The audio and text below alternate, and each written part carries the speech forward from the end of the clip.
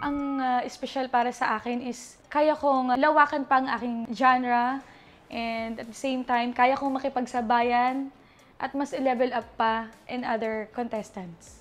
Ino ko si Mandomya Tagu sa singgaling ka lango na espesyal ko mga ididakan na di ka pa magididikirakuan na di kan kata no ba ko mapelago nataki no ba niya dead na pinaka the best sulago ka sa apenda kunchung na tanto iranap ko bubeen asasari ka no mga loksakan mga tungan na sa Lanao del Sur.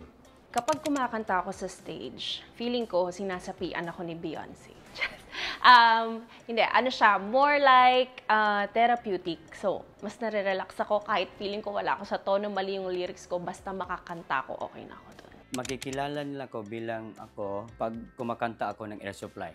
Well, something special about me is that, well, I'm black, I'm half Filipino, half Jamaican, I'm the only half foreigner sa mga contestant. And aside from that, medyo iba-iba din yung type ng boses ko. So I think that made me special.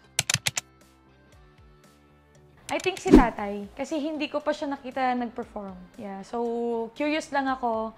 And then, I think na yung genre namin is magkaiba. Kasi more on sa mga girls, medyo dikit-dikit. Same lang ng genre, same lang ng style. So, para si Daddy ang gusto kong puksain.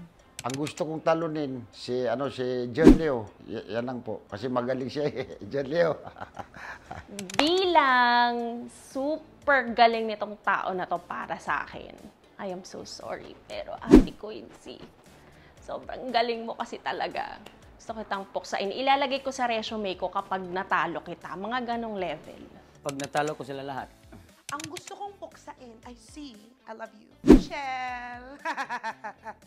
Bakit? Magaling siya eh.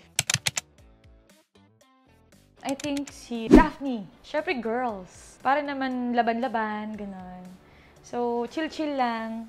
Para naman makaabot naman sa finals kung if ever.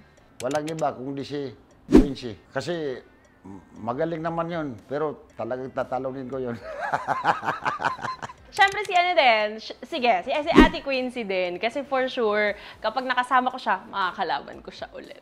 Bali, ang gusto kong makasama sa Team Galing ay si Ansari. Ano ko siya lalo makilala. Alam ko nakakalito ito, pero gusto ko pa rin makapasok sa semifinals si Michelle dahil magaling siya. But at the same time, gusto ko rin siyang buksain. Dinededicate ko tong performance ko para sa lola ko and sa pamilya ko. Pangarap po namin to, bata pa lang, parang naiyak ko. Bata pa lang, nasa probinsya pa lang po ako. Ito na po yung gusto kong mangyari sa buhay ko. Hindi lang niya naabutan, pero I know na sa heaven, alam niya, nakikita niya kung ano yung mga opportunities na nangyayari sa buhay ko ngayon. Sa pamilya ko lang po. Walang iba kundi sa mga friends ko, sa mga pamilya ko.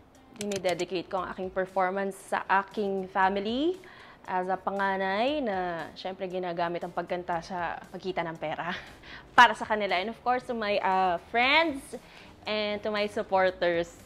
Future yon supporters. I-dedicate ko yung performance ko ngayon sa pamilya ko po.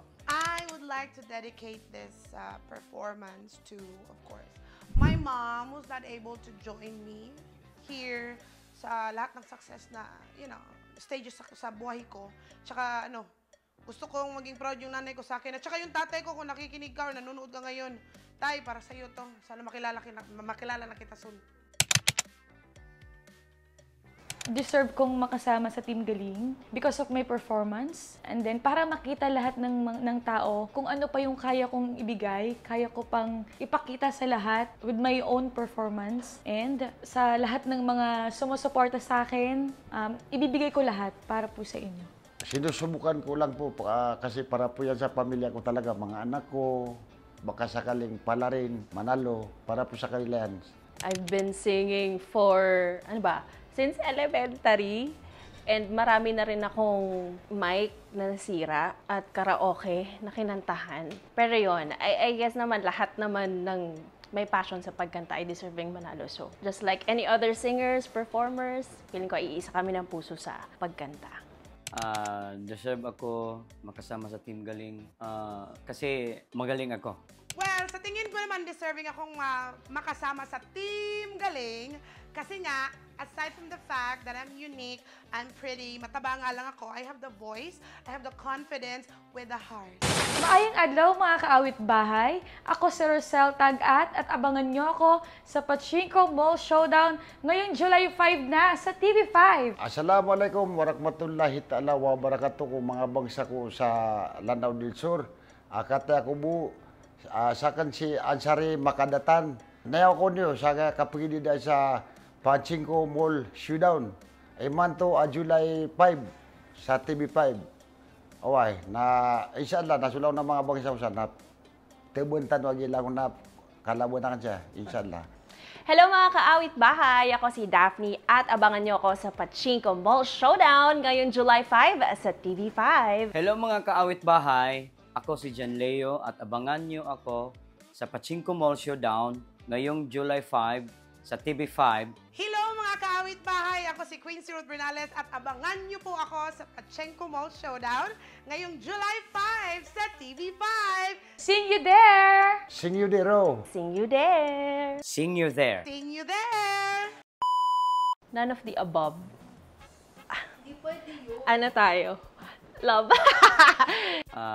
Deserve ako kasama sa Team Galing kasi magaling ako.